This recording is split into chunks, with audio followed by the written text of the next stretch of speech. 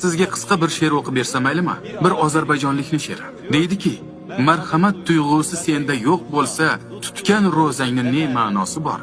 Uyingda miskinga taom yo'q bo'lsa, bir oy och qolmoqning ne ma'nosi bor? Agar tarozidan ayirib qolsa, tiling zahar kabi yurak og'ritsa, qo'ling pora olib poralar bersa, o'qigan namozingning ne ma'nosi bor? Yolg'ondan ont ichib savdo qilganlar, haqiqatdan xabarsiz xato qilganlar, haqsizdan pul olib haqli qilganlar, haj qilmoqning ne ma'nosi bor? Harom pullari bilan villa qurganlar, yetimning haqqini bo'lib yeganlar, tuhmat bilan kimnidir baxtsiz qilganlar, o'lganida yosinning ne ma'nosi bor? Namoz ham, roza ham muhim birodar. Vijdonli bo'lish qiyin birodar.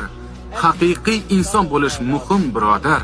Amalsiz Qur'onning ne ma'nosi bor? Amalsiz Qur'onning ne ma'nosi bor?